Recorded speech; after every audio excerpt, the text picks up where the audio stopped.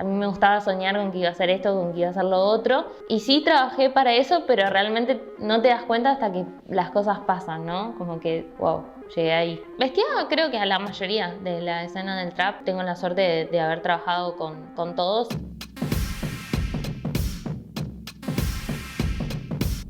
Yo soy Aldi Vega, tengo 25 años, me considero diseñadora barra artista. Me dicen la diseñadora del desastre. Yo también me denomino así, siento como que me identifica y significa algo.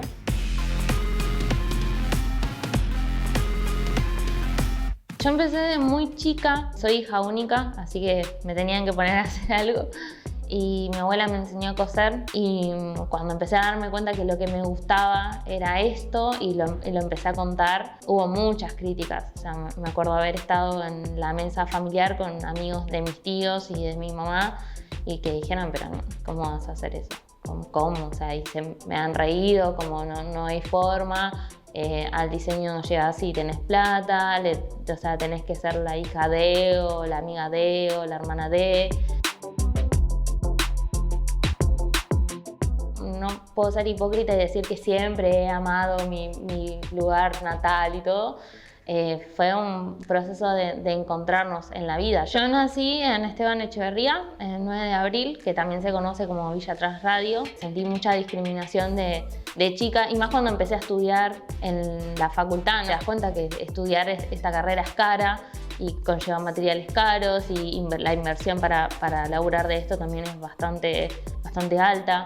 Incluso mismo profesoras de la facultad que cuando no he podido costear algún gasto me han dicho como, bueno, replanteate si esta es tu carrera. Y la pasión la tenía y capaz que lo que no tenía era el dinero como para poder hacerlo como me hubiera gustado hacerlo.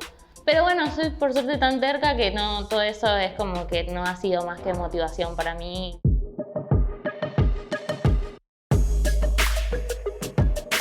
¿Quién dice que yo por venir de este barrio no puedo hacer alta moda? A mí me gusta ver como, no sé, las paredes, los reboques, los cables. Cierto que hay una belleza en eso y empecé como a resignificar la palabra desastre y me di cuenta que lo que yo hacía para muchos era algo desprolijo, era desastroso e incluso feo. Y sí, lo puedo aceptar que en los cánones estéticos sea así, pero a mí me gusta eso. Y siento que a un montón de gente, gracias a Dios, al día de hoy le gusta.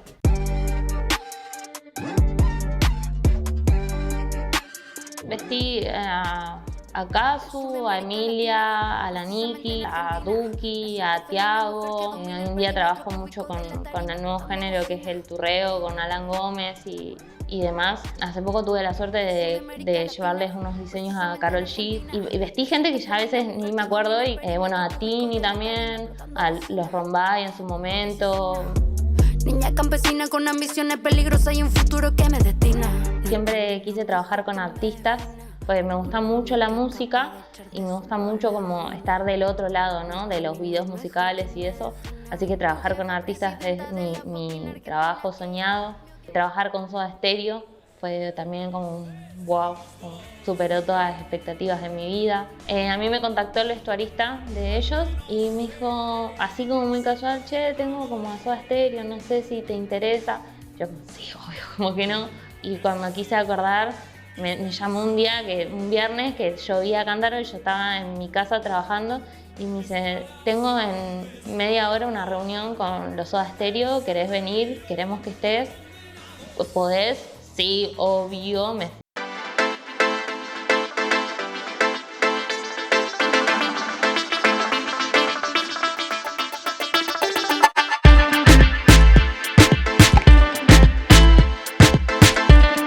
Cuando era chica no tenía un referente que viniera de donde yo vengo y hubiera hecho todo el camino y hubiera llegado como a las revistas que me convocan hoy en día, ¿no? Y es difícil como no tener a alguien que vos decís, bueno, lo admiro mucho, pero su camino es totalmente distinto, sus valores son distintos, su contexto es totalmente distinto. Entonces que hoy en día vengan pibitas de 15 años y te digan, yo quiero ser como vos porque me gusta cómo hablas, me gusta lo que mostrás, me gusta que estás tomando un mate cocido y, no sé, trabajando con un artista, eso es re motivacional. Me parece que el futuro es colaborativo.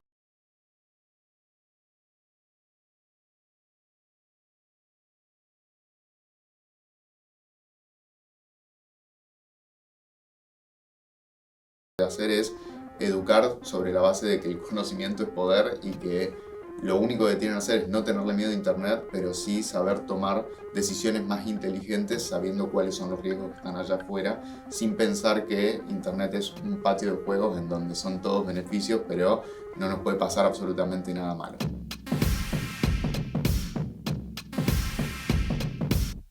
Mi nombre es Jorge Litvin, aunque todo el mundo me conoce como Coqui. Soy abogado, pero estoy más metido desde el tema no reactivo, sino preventivo, para tratar que a la gente no le pasen cosas y que tengan que contratar abogados, sobre todo cuando hablamos de riesgos asociados al ciberespacio. Trato de adelantarme al criminal como para que la víctima no sea víctima y no tenga nada que lamentar.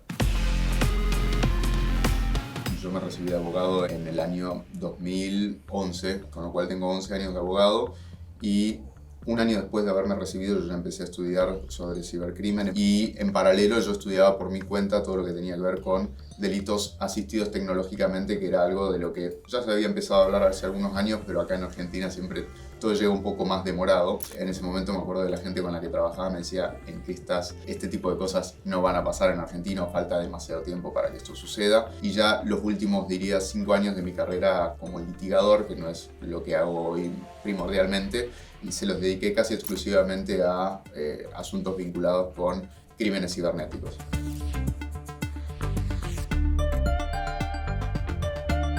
Yo me puse en ese intermedio entre el técnico y la gente como para poder contarle qué es lo que tiene que hacer de una forma muy sencilla. Hace unos 5 años aproximadamente yo arranqué en Instagram, empecé a utilizar esa llegada como para decir, bueno, hay algo importante que comunicar, hay un espacio vacío que nadie está llenando, hay información de mucha calidad y de mucha necesidad que yo creo que debería impartirse lo que es ciberseguridad desde que alguien tiene el primer contacto con un dispositivo digital, que hoy en día es mientras te cambian el pañal. Y eso lo llevé a otro nivel en 2020 cuando decretaron el aislamiento, ¿no? Y de repente teníamos que estar todos encerrados, entonces dije, bueno, a mí en redes en ese momento, no sé, me seguían 45.000 personas, dije, es muy poquito para la cantidad de gente que está en peligro. Entonces decidí escribir un libro que se llama Hackeados, que lo escribí en una semana porque estaba apurado, porque en un principio el aislamiento iba a durar solamente 2 días.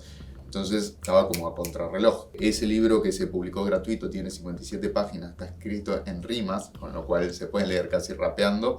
Antes de publicarlo se lo mandé a varias personas, pero esperaba la opinión puntual de 2. Un hermano mío que en ese momento tenía unos 17 años y mi abuela que tenía unos 90. Entonces dije, bueno, si ambos lo entendieron es porque está apto para ser publicado, cualquiera puede entenderlo. Y al día de hoy ya tiene más de 135.000 descargas. Hackeados tiene 57 páginas, está dividido en 3 partes. ¿Cuáles son los riesgos a grandes rasgos a los que nos enfrentamos?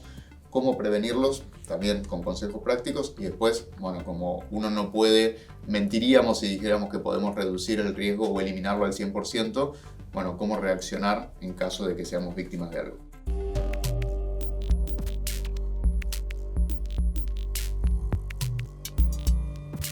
Y a mí la docencia me fascina. Doy clases en varias universidades por un tema de tiempo como profesor invitado. Siempre me encantó comunicar y enseñar. El año pasado estuve nominado y no quedé, y este año finalmente quedé de lo que son los European Cybersecurity Blogger Awards, que es un reconocimiento a todos aquellos influencers. Habían varias categorías, en este caso yo quedé dentro de la categoría influencer premiado como divulgador y concientizador de la ciberseguridad, ¿no? Junto con el CEO muy importante de una empresa, así que me da un poco de calor. Inclusive después he sido nominado como en promesa por el Centro Iberoamericano de Derecho Informático. Bueno, han habido algunos reconocimientos, pero la realidad es que el reconocimiento que a mí más placer me da es cuando alguien me manda un mensaje por privado en Instagram o en Twitter y me dice, ¿sabes qué? Gracias a que leí tal posteo o que vi tal historia, y me manda una captura, me mandaron esto, hubiera caído si no te hubiera leído. Y me parece que ese es el mejor reconocimiento.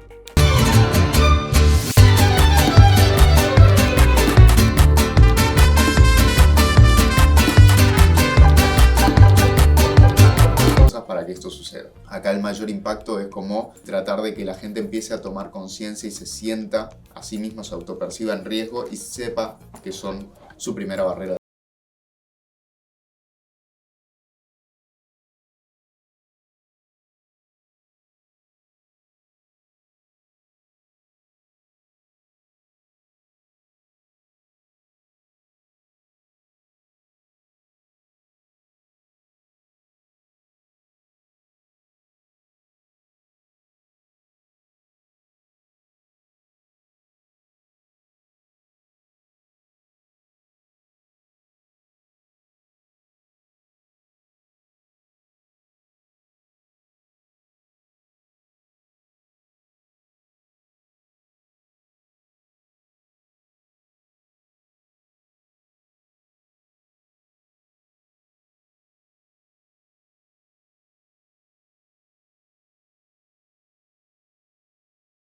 género como la cuestión antirracista con la mirada indígena-descendiente tocan dos fibras de mi vida personal.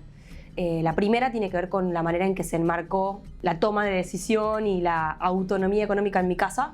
Básicamente que desde chiquita podía notar que mi mamá tenía menos autonomía que mi papá. Y en términos de antirracismo, creo que esa lucha o esa tensión está desde que tengo uso de razón, y es el reconocer de grande que fui una persona racializada, ¿no? Que básicamente quiere decir que comparado con mis primos, con mis hermanas, que no tienen mi color de piel, yo siempre fui la negri de la casa, ¿no? Y eso tuvo, digamos, mis hermanas blancas no eran las blanquis, digamos, ¿no? Y esa racialización implicó una tensión muy fuerte de reconocerme menos, o de verme inferior, o de verme fea, o de saber que además eso tenía un trasfondo identitario, que es mi fenotipo indígena, y que me costaba decirlo, ¿no? Yo no podía decirlo con orgullo o sin vergüenza. La conversación y el deseo de empezar a hablar sobre ese tema surgió con Identidad Marrón, que es un grupo, un colectivo que viene hablando hace 2 años o un poquito más sobre el racismo que recae en las personas indígenas descendientes en la Argentina. Yo te llevo dentro hasta la raíz, y por más que crezca vas a estar aquí. Es común que se crea que no exista racismo, y creo que eso tiene que ver con que la idea del racismo que todos incorporamos es el racismo para los afroestadounidenses. Pero yo siempre digo que hay 4 tipos de racismos muy marcados en Argentina, y hay evidencia que lo demuestra, ¿no? El primero es el racismo internalizado. Esto que me tocó experimentar a mí de que en la escuela a los 8 años me preguntaran por mi árbol genealógico, y que a mí me diera vergüenza y también culpa por no decir tengo raíces indígenas, vengo de los indios, como me decía mi abuelo. El segundo son los microrracismos. Todavía es común, en Tucumán se dice un montón como qué indio que sos cuando no puedes conseguir algo, cuando no puedes lograr algo, cuando sos incapaz de conseguir algo. Entonces hay una connotación muy fuerte y negativa sobre ser indígena o descendiente. Uno muy grave es el racismo institucional. Cuando uno ve los fenotipos de las personas que murieron en manos de la policía de manera controversial, son personas marrones como yo, son personas indígenas descendientes por su fenotipo. Y el racismo que más me duele, el cuarto, es el racismo estructural. La invitación, digo yo siempre, a que como argentinos los medios, la academia, la política o la gente en general abrace la idea y entienda que la pobreza en la Argentina es indígena descendiente, que las personas que tienen menos ingresos en la Argentina tenemos raíces indígenas, y que cuando uno mira los lugares de poder, que también simbólicamente representan mucho capital cultural, los marrones no estamos ahí. No estamos en la política en el primer plano. En la estructura social de la Argentina estamos en los lugares peores remunerados.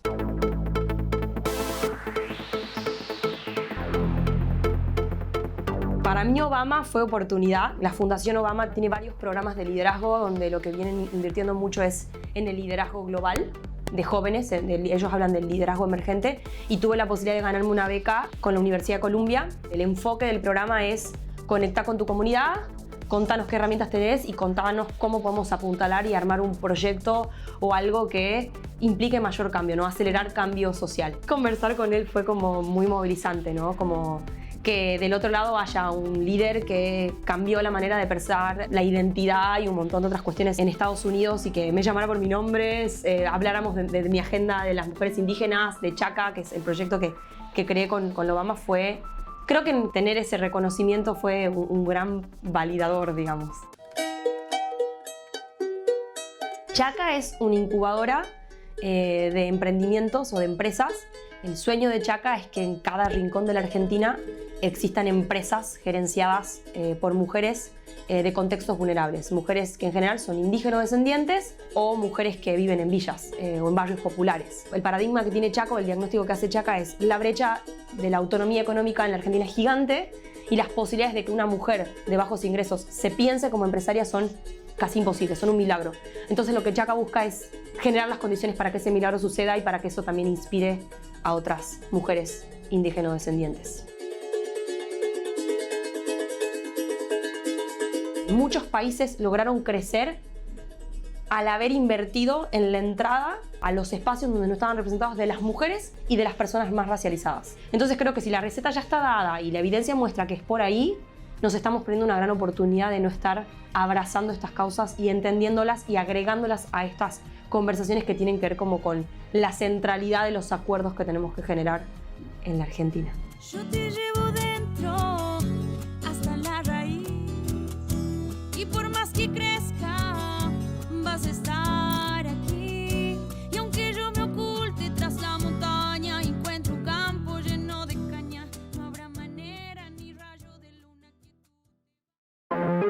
poner presente sobre la mesa justamente estos temas tan relevantes del impacto ambiental, del cambio climático, de una crisis ecológica que estamos viviendo, y no solamente hablar de la relevancia de abordarla, sino también de formas concretas en las cuales pensamos que se puede contribuir.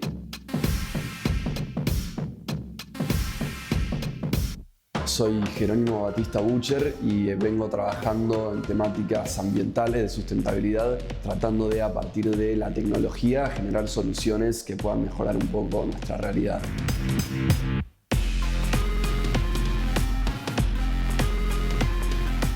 Estando mismo en la escuela secundaria, que fue cuando arranqué el proyecto que sigo trabajando hoy en día, veía, por ejemplo, el tema de la contaminación plástica, el hecho de usar los vasos descartables de plástico, por ejemplo, que en los pasillos de la escuela era algo súper común. Había dispensers de agua, tachos de basura al lado de esos dispensers que terminaban todos los días rebalsando de vasos que se habían usado para tomar un trago de agua, ¿no? Y eso después se tira y contamina para siempre. Y empezar a pensar justamente, bueno, en ese impacto nocivo que tienen por ahí acciones tan cotidianas o que tenemos tan naturalizadas, y al ir pensando justamente, bueno, ¿por qué hacemos eso? ¿Por qué no podemos encontrar una solución, una alternativa? Y bueno, justamente empezar a tratar de involucrarme por ese camino. Un vaso de plástico descartable son unos 5 gramos de plástico que uno lo tira todo el tiempo y eso se acumula. Son materiales que no pueden biodegradarse, no se reintegran jamás a los ciclos de la naturaleza. Eso con el tiempo lo único que pasa es que se puede ir partiendo en pedazos cada vez más chicos y van formando microplástico. Y ese microplástico hoy está en el agua que tomamos, en el aire que respiramos, en nuestros alimentos, y paradójicamente esos 5 gramos de plástico, que es lo que pesa un vaso descartable, es la cantidad de microplástico que estamos ingiriendo por semana, cada uno de nosotros.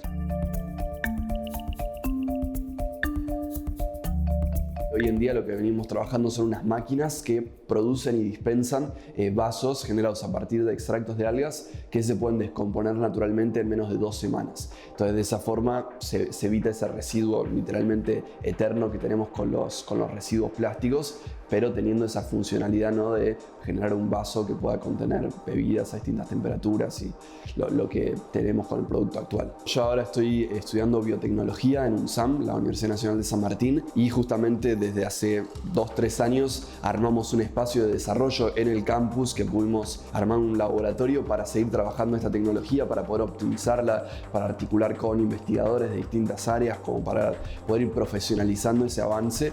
Y justamente, bueno, la idea es que a partir de eso pueda ir ampliándose su implementación, que esencialmente es eso, está como orientado a los entornos donde habitualmente se usan los vasos, porque son máquinas que los producen y los dispensan in situ. Anthropogenic climate change is a fact, and we need to act now to avoid its consequences. That's why we strongly suggest to empower sustainable solutions to environmental problems, supporting research and development, and especially technology transfer. Eso fue en 2017, que estuve en Alemania representando a Argentina en la cumbre mundial del G20, en el encuentro de jóvenes que se hizo ahí en Berlín. Y bueno, fue eso también la chance de como intercambiar, porque son espacios en los cuales ahí particularmente se buscaba confluir entre delegados de todo el planeta y tratar de generar propuestas concretas para los máximos líderes globales, ¿no?, que se reúnen en esos foros diplomáticos, presidentes, primeros ministros, que son líderes que están tomando decisiones que impactan nuestra vida ahora y definitivamente la de las generaciones que van a venir. Me tocó cerrar esa cumbre dándole un discurso a Angela Merkel y después también a la vuelta pensar cómo ese impacto también desde lo normativo, desde lo legislativo, como un montón de formas de abordar transversalmente esas mismas problemáticas que hacen a realmente un esfuerzo conjunto que mucha gente desde cada uno de sus lugares pueda estar sumando su aporte para entender mejor esto y para tratar de cambiarlo. En 2019 que estuve allá en Boston y fue justamente una chance también de conocer a jóvenes de todo el mundo, porque fue un reconocimiento que hicieron a 100 personas jóvenes de distintos lugares del planeta que vienen trabajando en temas que vinculan sobre todo la ciencia o el conocimiento con ponerlo a disposición de la sociedad y de tratar de generar un aporte por ese lado. Tuvimos como clases con premio Nobel, con conocer empresas, distintos laboratorios ahí que están trabajando realmente temas de punta en innovación. eso fue por un lado una oportunidad tremenda y ese reconocimiento también es algo que está bueno, pero que te impulsa para seguir avanzando y tratar de convertirlo y canalizarlo en esfuerzos que puedan realmente seguir materializándose en iniciativas concretas. En este trabajo que venimos haciendo del desarrollo de los vasos, pero también en compartir sobre la problemática, en trabajar también iniciativas en municipios que venimos impulsando para que puedan lograrse avances en mejorar la gestión de los residuos, en tratar de colaborar de donde se pueda para que esto realmente genere un impacto.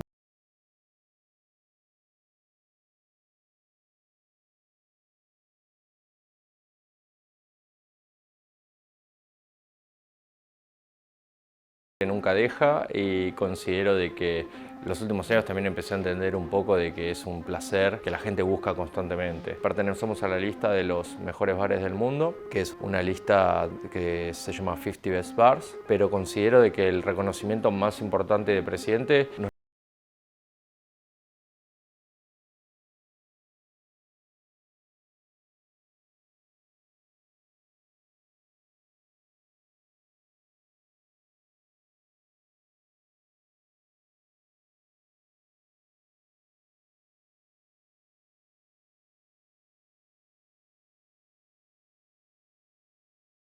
sí, digo del oeste porque amo cuando alguien dice soy del oeste. Uno no menciona quizás de dónde puntualmente. Hace 18 años atrás yo venía con fotocopias de currículum porque no me alcanzaba para imprimir más y venía por Recoleta, me sentía una hormiga, caminaba por los edificios, dejaba currículums en diferentes lados. Una vez en un lugar me dijeron que no me querían tomar porque yo vivía en zona oeste y porque se inundaba mucho y porque iba a faltar mucho al trabajo, y lo loco es que a esa persona después me la crucé en la barra, yo de un lado, él del otro, y nos acordamos de la historia esa, y yo le dije que estaba agradecido por eso que me había pasado, porque lo que yo sentía era que si él me tomaba quizás el camino era otro y yo por ahí, hoy en día no le estaría contando la historia. Desde muy chico tenía ciertos intereses por la gastronomía, por abuelos españoles que me inculcaron un poco esto de la comida como algo bastante principal, y después mis padres de alguna manera estaban relacionados con lo que era la gastronomía. Mi papá tenía una fábrica de pastas y mi mamá los domingos cocinaba en un restaurante, y me acuerdo de una de las secuencias como que me despertó mucho interés. Fue un día que fui a buscar a mi madre un domingo y ella estaba en servicio, y entré a la cocina y la vi como cocinando con un montón de gente, bullicio y demás, y ahí me despertó como un poco de intriga, y siempre tuve como esos conectores que me llevaron a, obviamente, no solamente a trabajar, sino a estudiar y a capacitarme en lo que es la gastronomía en general, no solamente lo que es la coctelería. Cuando arranqué con 18 años, más allá de estudiar, cocinaba en un hotel y trabajaba en un bar, y lo que me di cuenta era que mi pasión era la gastronomía en general, pero lo que sentía era que detrás de una barra podía tener una conexión con el cliente, cosa que la cocina no lo tenía. Hoy en día por ahí cambió un poco el mundo, porque hoy en día por ahí los chefs se dan a conocer mucho más, pero en ese momento trabajaba 8 o 10 horas en una cocina y sentía que no podía verle la cara de satisfacción al cliente cuando probaba algo que por ahí me costó todo el día cocinar. Y me acuerdo que los camareros le decía, bueno, ¿qué te dijo a la mesa cuando le bajaste el plato? Y por ahí el camarero no me decía mucho. Entonces considero de que eso lo pude lograr en lo que es la barra. Pero también la barra, más allá de preparar cócteles, lo que hice fue fusionar un poco esto de la cocina, de la pastelería, y de entender de que más allá de estar trabajando con líquidos, manteníamos como una pulcritud y un servicio a la hora de trabajar. Y eso la verdad que me encantó siempre. Para emprender no hay límites, pero lo más importante es que para emprender uno lo que tiene que tener es confianza en sí mismo. Presidente abre en febrero del 2017. Elegimos la zona de Recoleta por una cuestión de que nos parece la zona más elegante de Buenos Aires. Todo el mundo relacionaba Argentina con las papas fritas y el vermut y las aceitunas, y me parecía que abrir un bar con este estilo, con esta elegancia, era demostrarle al mundo que somos elegantes, tenemos estilo a la hora de preparar cócteles, de preparar platos ricos, pero sobre todo hicimos mucho hincapié en utilizar insumos argentinos, tanto de grandes empresas como de pymes o de emprendedores que hacen sus propios insumos, y nosotros los sumamos al menú como para contar un poco también como parte de la escena. El extranjero viene y te pide algo clásico o te pide algo de Argentina, algo autóctono, algo con un sabor distinto, con un sabor nuevo, y nosotros contando la historia de dónde proviene. Una de las grandes personalidades que hemos recibido en Presidente Bar es Lionel Messi. El primer contacto con él lo tuve cuando estuve en su casamiento, en su boda, preparando cócteles, y compartimos una charla muy amena porque él se acordaba del casamiento. Eso fue muy loco porque él se acordaba, y la verdad es que tuvimos como 2 o 3 horas charlando, comiendo, probando algunas cositas, pero todo de una manera como súper relajada. Uno de los momentos más maravillosos que por ahí me dio la gastronomía fue haber estado con el Indio Solari y poder prepararle algunas copas de lo que yo hago. Más allá de que la conexión era a través de un cóctel, considero de que sus ojos miraban lo que yo hacía como algo artístico, como también obviamente el arte que él hace.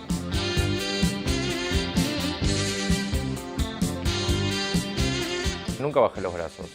Siempre estuve pisando el abismo, pero nunca salté, porque dije no, tengo que seguir.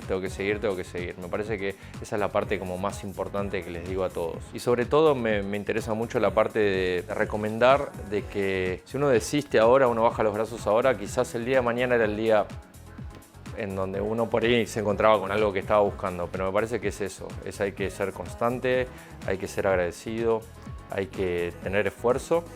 Y sobre todo considero que cuando uno emprende, uno lo que hace es crear algo nuevo, que eso para mí es lo más lindo. Entonces, donde hay garra, donde hay corazón, donde hay sacrificio, donde hay ganas, me parece que el resto va a llegar solo.